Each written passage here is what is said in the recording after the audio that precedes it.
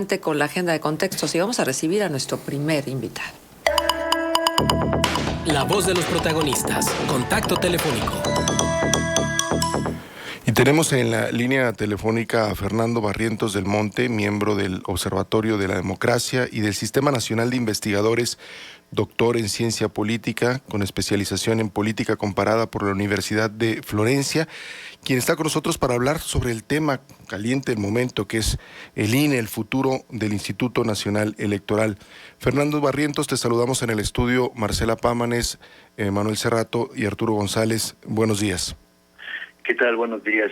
Saludos a Marcela, a Manuel y a Arturo y a todos los radioescuchas. Les agradezco la entrevista. Gracias. Gracias, Fernando. Fernando, queremos empezar esta entrevista preguntándote, ¿cuáles son los riesgos que enfrenta actualmente el INE con todo lo que se está diciendo y también de cara al proceso de revocación de mandato?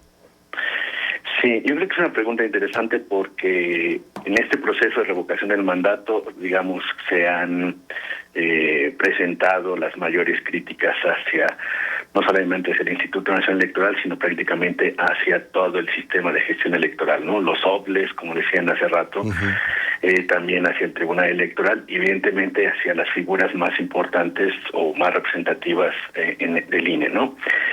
Creo yo que el problema está en dos cuestiones. Primero, se está llevando a cabo, y vamos a salir a votar, o van a salir a votar una gran parte de la población, no sabemos cuántos, que de un proceso de revocación de mandato que nadie solicitó, no, la ciudadanía no solicitó, sino que abiertamente todos sabemos que lo hicieron personas ligadas, digamos, al actual grupo en el poder, ¿no? Y la oposición no se está movilizando. Entonces tiene otros objetivos políticos ese mecanismo de revocación del mandato. Entonces, desafortunadamente, y desde mi punto de vista, pues se está pervirtiendo un mecanismo de participación ciudadana. Y el problema es que lo más probable, ya lo discutirán, lo podremos discutir después del proceso, lo más probable es que haya muy baja participación electoral, ¿no? Y esta baja participación electoral se le va a cargar muy seguramente a las autoridades electorales, en específico al INE. Y de hecho, ese es el problema. Ya el presidente anunció una reforma electoral para cambiar la estructura de la gestión electoral y la estructura del INE. El riesgo que existe no es tanto que desaparezcan las autoridades electorales o los institutos electorales, difícilmente va a suceder eso.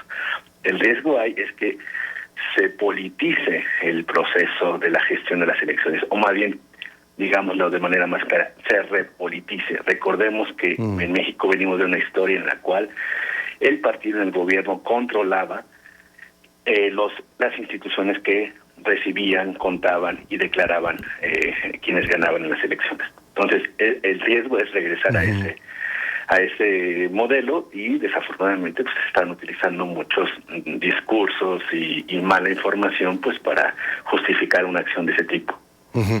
¿Ves tú un escenario en el que nuevamente la Secretaría de Gobernación asumiera el control o la directriz de las elecciones? No. Okay. De hecho, creo que el presidente ya dijo por dónde iría el camino, ¿no? Ojo, lo que él dijo, voy a proponer una reforma en la cual se elija por voto popular a los miembros del Instituto Nacional Electoral y del Tribunal Electoral. Y esa sería también una forma de politizar a dos órganos de gestión electoral que, digámoslo claramente, no son perfectas, pero son de las mejores instituciones, o lo mejor que trabajan, ¿no? Hay muchas deficiencias, se les pueden achacar muchas responsabilidades, por supuesto, ¿no? No hay que señalar que no tienen errores, por supuesto tienen muchísimos errores. Uno de ellos probablemente es que no han fomentado como debieran, con toda la intensidad, la participación electoral. Tenemos una democracia mexicana, una sociedad que desconfía de las instituciones de la democracia, y esa es su tarea constitucional. Sin embargo, no es su única función, no son los únicos responsables, y dentro de todo funcionan bien. Entonces, el problema de esta reforma, o de este intento de iniciativa de reforma, es que repolitizarían, no con la vía de controlar desde el gobierno directamente las elecciones, pero sí proponiendo los candidatos, ¿no? Sí sujetándolos a un control político y a un desgaste innecesario al someterlos a elecciones. Ujú. Ahora, la conveniencia o no de esta medida de someter a elección, digo, de entrada suena como extraño y un sinsentido, pensando luego las analogías que se hacen con el fútbol. O sea, estaríamos eligiendo al árbitro, ¿no? O sea, en vez Claro. de estar posicionándonos sobre los jugadores, estaríamos eligiendo al árbitro. O sea, Así es, así es. No, tienes razón. A ver, vamos a lo explico en 3 puntos. Primero, históricamente han existido casos en los cuales se han elegido a miembros de los tribunales a secas por el voto popular y siempre ha sido un desastre, ¿no? Eso sucedió en la Francia republicana en los primeros años, fue un desastre total. El otro caso es muy reciente y muy cercano. Lo llevó a cabo el movimiento MÁS de Evo Morales en Bolivia en la nueva constitución del 2009, y en los 2 procesos electorales que se han podido analizar con detalle, donde se han elegido a jueces, primero, se les ha sometido a una presión innecesaria. Segundo, una gran parte, no todos, pero más del 50% de los jueces que han sido electos por este sistema pertenecen al partido o tienen vínculos muy directos con el partido. Y tercero, ojo, la gente no ha sido tonta. En Bolivia, la ciudadanía boliviana ha castigado al partido por hacer esa reforma electoral. Entonces les ha salido, como se dice coloquialmente, el tiro por la culata. Y si ponemos reglas claras, parecería que estamos entonces legitimando a autoridades electorales, así como se legitiman por el voto a los legisladores y legisladoras y a las gubernaturas y al presidente. Parecería que eso es democrático. El problema está en que las democracias no necesariamente funcionan así siempre, ¿no? No todo debemos elegirlo, ojo. No significa que porque los sometamos a elecciones es más democrático. Hay unos cargos muy importantes que sí deben ser electos, pero otros más bien deben ser controlados y tener una alta profesionalización. El problema de someterlos a elecciones es que muy probablemente reduzcamos la profesionalización y el control ya no sería un control horizontal de unos poderes legítimamente electos, sino sería un control pues popular, partidista, de las masas, etcétera, que nos puede salir más caro el proceso. Fernando, buenos días. Saluda Marcela Pámanes.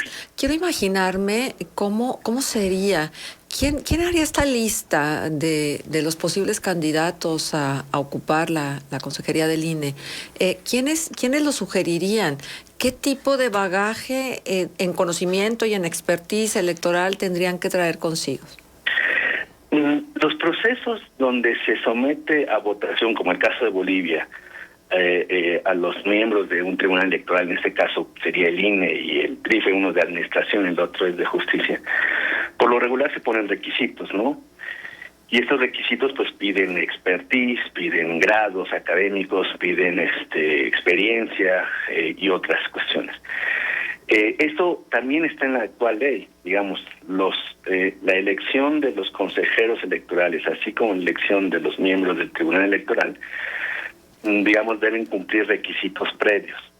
Simplemente que hasta ahora esa elección queda en manos de los legisladores, ¿no? En la Cámara de Diputados y en la Cámara de Senadores. En la de diputados para el INE, la de senadores para el TRIFE, para el Tribunal Electoral, perdón. Ahora sería que en lugar de que fuesen los legisladores, en el Senado o en la Cámara sea la ciudadanía directamente, poniendo requisitos, ¿no? El problema está en que los legisladores ya cuando están en la Cámara, al menos, digamos, hacen valoraciones, discusiones, ponderaciones.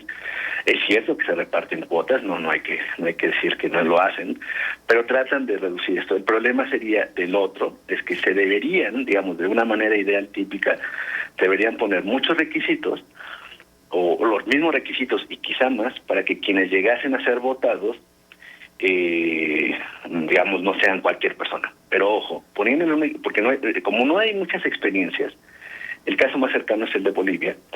Ha sucedido lo mismo, sí se proponen a las elecciones a personas preparadas con determinados grados y experiencia y demás.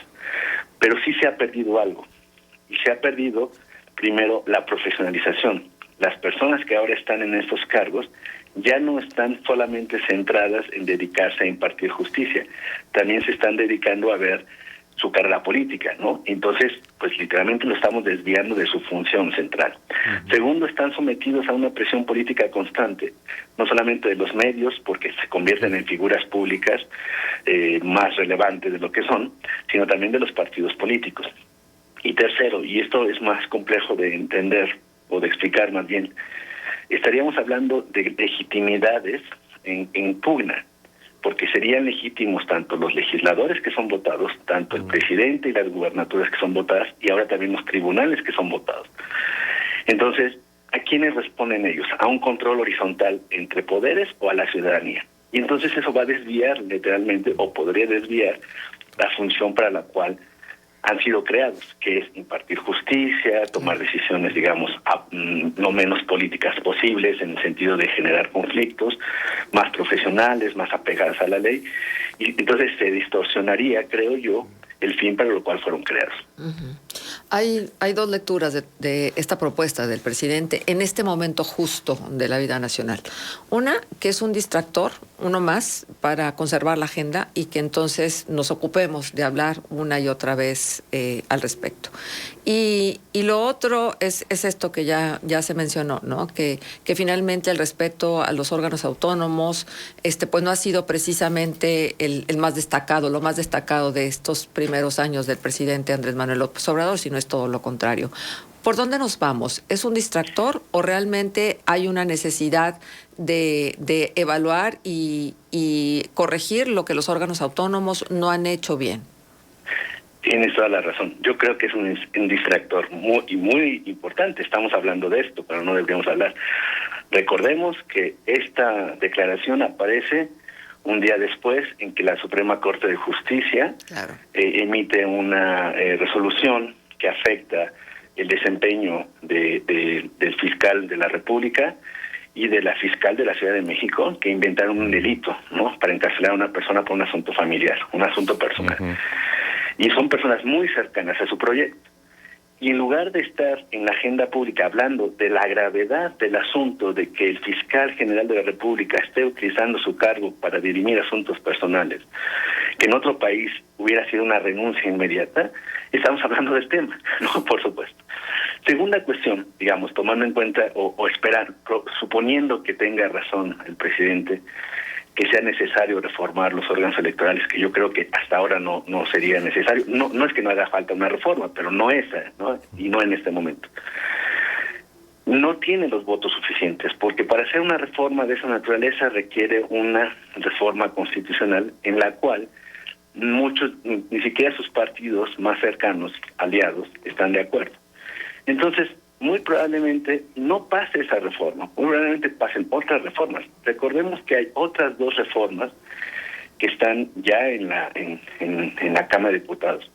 Una de ellas es de modificar la relación que tiene el INE y el Tribunal Electoral respecto de los órganos electorales locales y los tribunales electorales locales. ¿Por qué?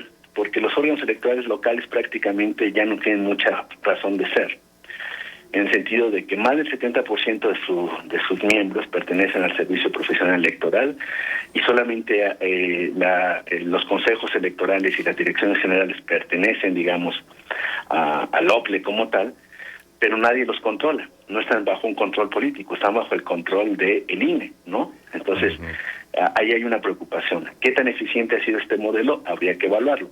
Hay algunas reformas que están diciendo, o regresamos al modelo anterior de federalización, es decir, que cada órgano electoral dependa del Congreso y de las relaciones políticas a nivel estatal, o hacer un sistema realmente nacional, porque ahorita no tenemos un sistema realmente nacional, tenemos un híbrido. Entonces, ahí están esas dos reformas. Y ahora esta que propone el presidente. Entonces, más probablemente, o es muy probable, perdón, que exista más consenso respecto a las otras iniciativas de reforma que sobre esta en específico, porque esta requiere una reforma constitucional en la cual diversas fuerzas políticas estén de acuerdo y no creo que quieran hacerse el harakiri con este proceso. Fernando, buenos días. Saluda a Manuel Cerrato. Me gustaría preguntarte con respecto a otros aspectos que esta iniciativa de reforma también contempla, que es la reducción de legisladores plurinominales y la reducción del presupuesto de los partidos, que ambas son exigencias ciudadanas desde hace muchísimo tiempo, ¿no? En el tema de los pluris, allí podríamos revisar pros y contras, porque no todo en la representación proporcional es necesariamente malo. Quizá lo del presupuesto de los partidos sería menos debatible porque no se caracterizan propiamente ni por transparencia ni por eficacia en el gasto, sino que todo lo contrario muchas veces. Estos dos aspectos, más allá de lo que pueda significar esta reforma también en el sentido, o esta propuesta, iniciativa de reforma en el sentido del distractor también por la coyuntura política a la que ya haces mención, ¿crees que sería necesario y sano para la democracia mexicana reducir pluris y reducir el presupuesto de los partidos? No, las preguntas son complejas y difíciles de responder brevemente, pero trataré de sintetizarlo. Lo de los recursos públicos no creo que pase porque no es una cuestión solamente de la ciudadanía. Los propios partidos requieren recursos públicos por una razón. Desde hace décadas los partidos ya no viven, digamos, de su militancia. Cada vez dependen más de los recursos del Estado. Uh-huh. Entonces esto es muy difícil que vaya a pasar, ¿no? Puede haber una reducción, por supuesto, y sería necesaria, porque creo yo que son unos presupuestos exacerbados, innecesarios y mal utilizados, pero no creo que vayan a desaparecer en la gran medida. Y también con recursos públicos es una forma de controlar a los partidos, ¿no? Entonces, bueno, eso no creo que suceda, pero por la razón que digo, ¿no? Los partidos ya no viven del recurso de sus militancias, sino del Estado, y no creo que pase esa reforma. Sí puede reducirse, pero no radicalmente. La otra es más compleja. Existe o se ha creado una narrativa de que la representación proporcional no es buena para la democracia y que deberíamos centrarnos en democracias mayoritarias. Mi punto de vista es que no es así. Las mejores democracias tienen un grado de proporcionalidad y un grado, o un porcentaje de proporcionalidad y un grado y un porcentaje de mayoritario. Es decir, uh-huh, las mejores democracias tienen ambos principios. Es bueno tener proporcionalidad porque permite que las minorías que no logran ser votadas mayoritariamente están representadas. Es bueno tener mayorías porque las mayorías tienen mayor capacidad de llevar a cabo su proyecto de gobierno. ¿Cuál es el problema en México? Que la lógica de la proporcionalidad está controlada por las listas de los partidos y entonces no le dan precisamente la posibilidad a la gente que las minorías se expresen dentro de la proporcionalidad. ¿Cuál sería mi propuesta, por así decirlo? ¿Cuál sería la solución? No desaparecer los plurinominales, no. Abrir las listas proporcionales. Es decir, que la ciudadanía confeccione, como se dice, las listas de los proporcionales o que modifique el orden de la proporcionalidad, de las listas proporcionales. Es decir, que no nos sometamos a votar una lista que nos proponen los partidos, uh-huh, porque entonces esos proporcionales, esa representación proporcional sigue estando sometida a la lógica de la mayoría. Uh-huh. Y eso es lo que tiene descontenta a la gente. Uh-huh. Pero si desaparecemos a la representación proporcional, sí, también desaparecemos la posibilidad de que minorías que no logran tener representación mayoritaria queden fuera de la representación. Exacto. Muy bien. Exacto. Fernando Barrientos del Monte, doctor en ciencia política con especialización en política comparada, muchas gracias por estar con nosotros y pues dejamos la puerta abierta para futuras conversaciones porque seguramente este tema va a dar mucho de qué hablar. Claro que sí, con mucho gusto. Yo les agradezco a Marcela, a Manuel, a Arturo, y sobre todo a los radioescuchas, y estoy con gusto a sus órdenes cuando ustedes gusten. Muchas gracias, Fernando Barrientos. Muy bien, son las 8 de la mañana con 8 minutos. Vamos a la pausa y regresamos. Contextos. El programa